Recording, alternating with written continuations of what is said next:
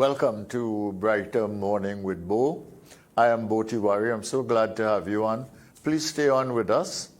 If you want to call, our numbers are 609-6283, 609-6284. Our next guest is Ms. Franka Costelloe, and she has recently been made the head or the chair of InvestTT. And I think we have her on the line. Do we have her on the line?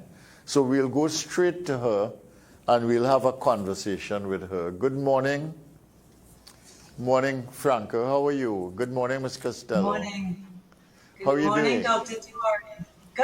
Good. Nice to see you. Yeah, you're looking good.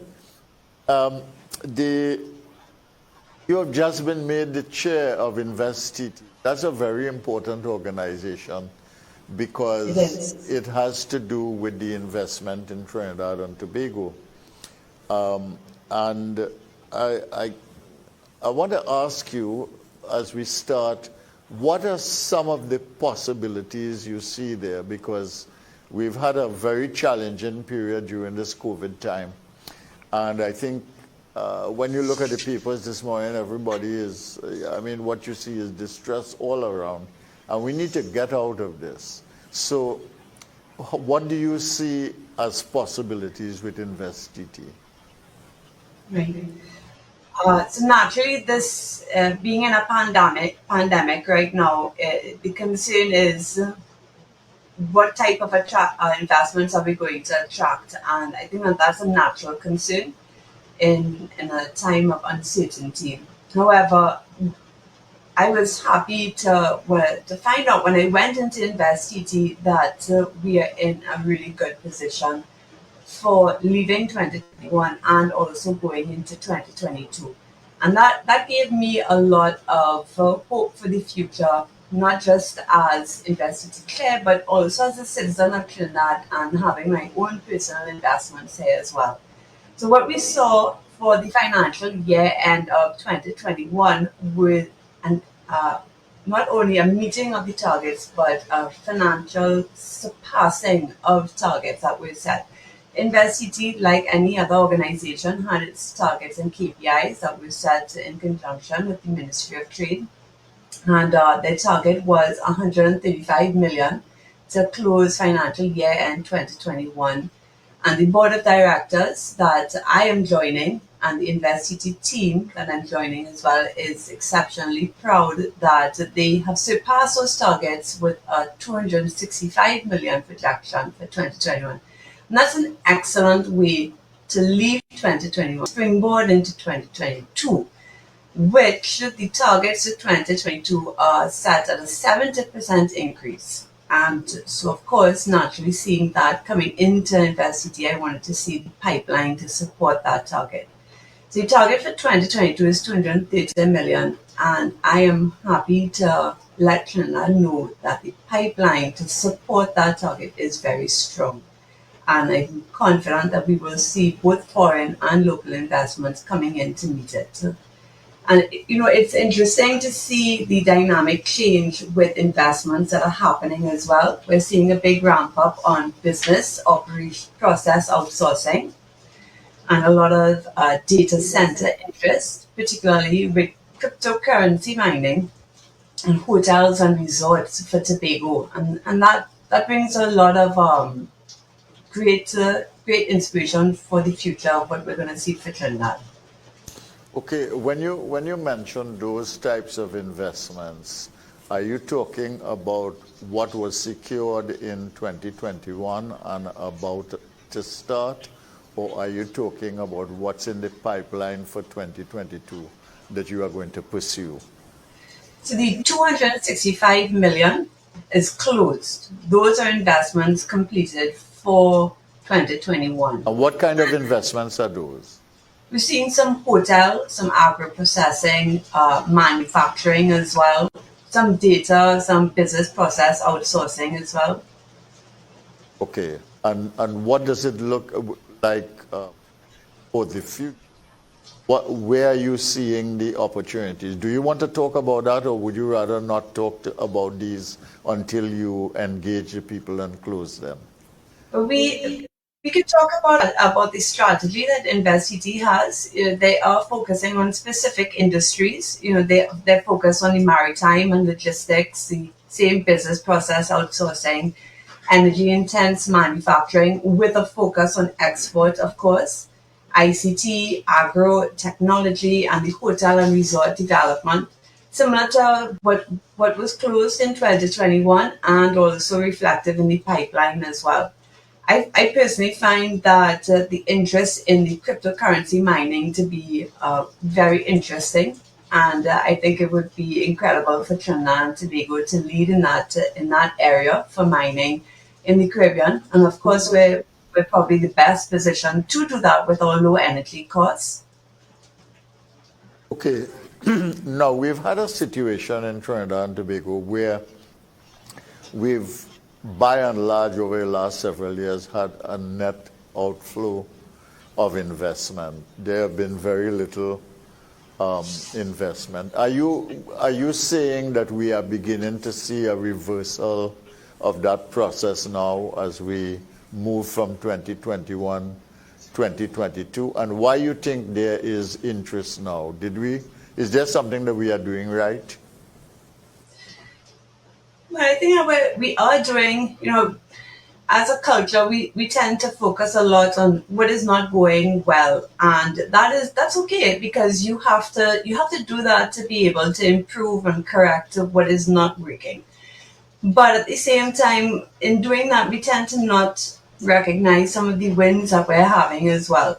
So yes, the FDI outflows, we're starting to see a positive on the FDI outflows from 2016 to 2020. And that means that over the last 4 years, we've had over 500 million of investment, 17 new investments coming into Trinidad that generated over 1,400 jobs actually. So what I could say that we are doing right is that we do have a lot of positive incentives right now in Trinidad. What I would say that we do need an improvement on is the accessing of those incentives. We have to improve the process and also the length of time that it takes to access the existing ones. Adding new incentives are always going to be a positive. It makes the marketing tool of Trinidad a lot easier. However, if those processes and the time that it takes to get to the incentives is lagging behind international standards, then adding more to the table is not going to help. We need to improve the ease of doing business. And we see that the government has its own strategy to do that, and they have a focus on it. And that's, you have to say that's excellent, and I'll work with the government and tell them exactly what needs to be improved. Okay, now you were head of the president for 2 years, I think, of the Manufacturers Association. So I think you know some of the problems with ease of doing business. And knowing those problems, coming to InvestCT, I think is very valuable, because you can now help to resolve some of those issues and advise the government on what is necessary to improve the confidence climate and the business climate. Tell me some of the things that the government must fix to make it easier for people to do business in this country. This is something that is universally raised by the business sector in Trinidad and Tobago. And that's such a good question, because everybody's talking about improving the ease of doing business, and that's an easy carte blanche statement to make. However, you need to get into the specifics exactly of what does that mean. And it's sometimes when you break that down, it starts to sound petty, but the little things are what adds up to making things difficult. So for example, InvestCT has raised an issue with me where getting a BIR file number can take up to 2 months when it really should take 1 day.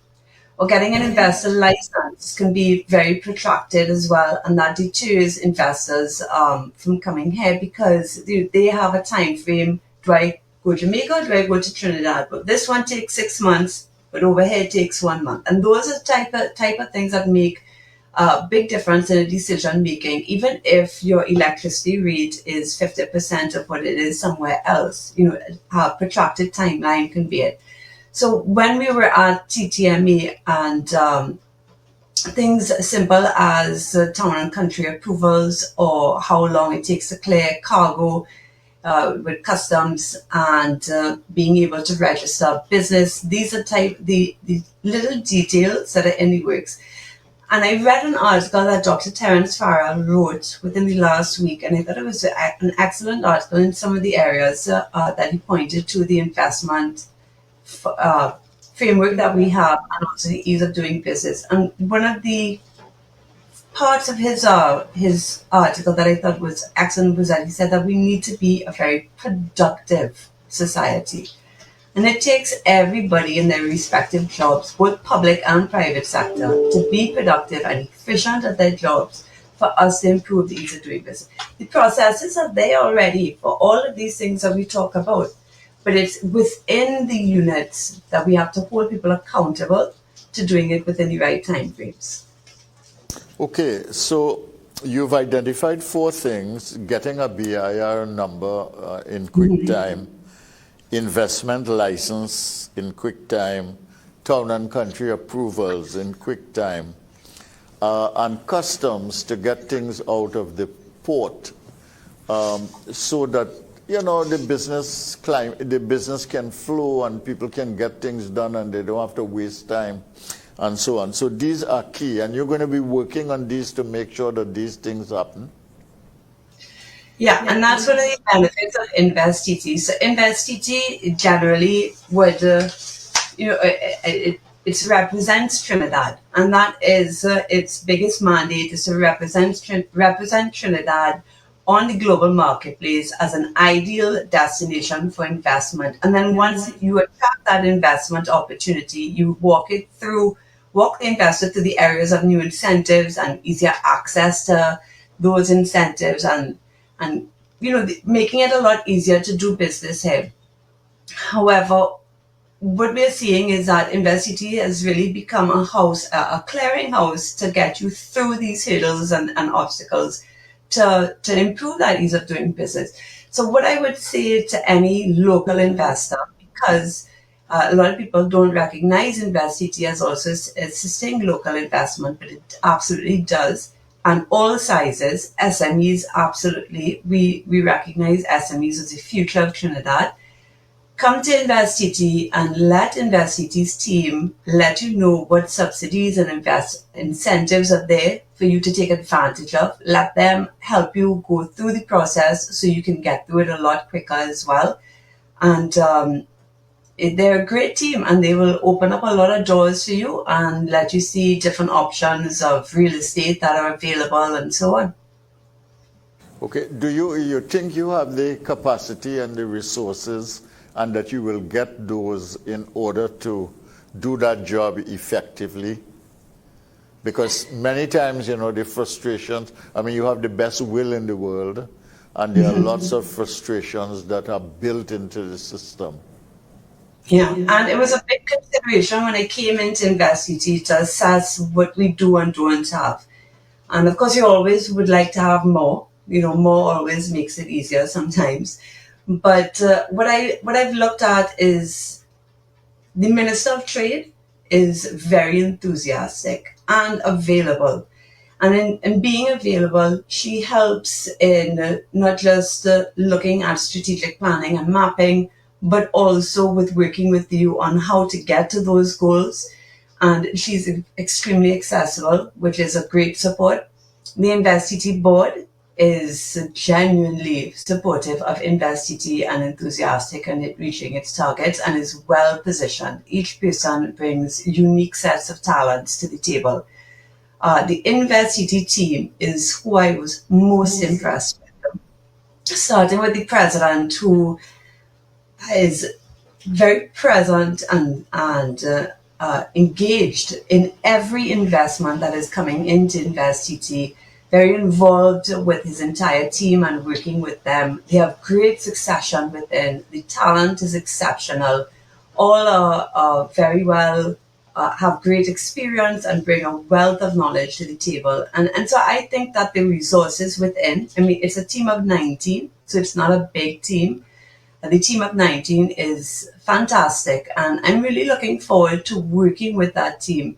And if it is that we find as we go along that we need additional resources, the Minister of Trade has already signaled, let's work together and discuss what is needed, and we'll see what we can do together. We have to remember that everybody is on a pullback right now financially, and things are tough all around. So budget restrictions are there. Say, as they are in the private sector, they are there in the government sector as well. And we have to do the most that we can with the resources that we have. But in a short answer, I do think that the team that we have is absolutely well equipped and energized and enthusiastic to do this job. Well, and you yourself seem energized, so I wish you luck on that. And I want to close with this question: what would you like? What would you like to see in the budget that would be a pleasant surprise to you? The wish list, the budget wish list, yes. Just one thing. If I could, it would be the SEZ legislation, but I'm not even sure that that's something that would need to go through a budget approval. The SEZ legislation, as you know, it was approved in 2017 and then revised in 2019. But I do think that that would be a game changer for us going into 2022 if that SEZ legislation could be implemented by the end of the year. That would make a huge difference for the InvestCT team. It keeps coming up as a signal for us. What would it do that needs to be done? What would the legislation do that needs to be done? It would create a whole regime that is going to allow us to, it signals to our investors that if you come here and work within this SEC legislation regime area, the SEC zone, they will be able to produce goods at a much more competitive rate on the global market. It opens up a vast amount of opportunity for the investors and makes our country much more attractive. It would be a game changer, making us tremendously more competitive. Okay, and we're closing now. This is the end. We've got a break. But let me ask you this. Could you identify again 3 or 4 areas that you are really looking for investment in?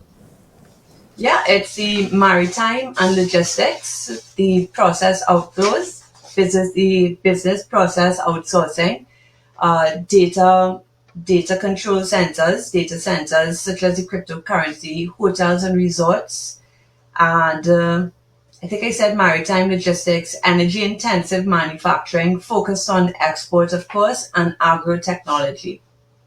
All right. I want to thank you very much, Ms. Costelloe, Franka, for being here this morning and for being so clear in your focus and in your articulation of the issues. Thank you very much for being with me on Brighter Morning with Bo. Thank you, Dr. Murray. All right, then. All right, we move on now. We take a break. That was Franka Costelloe. She is the chairman of InvestTT in Trinidad and Tobago, an important institution to bring investment in. Important that she said that they are reversing the net outflow of investment from Trinidad and Tobago outside, and we're getting some in now. We'll see how real that is, and we will make an assessment as we get the numbers. But thank you very much for watching and staying with us.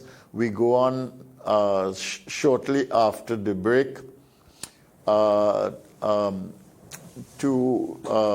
an economist who's been here with us before, but we're going to have a good discussion with him when he comes back.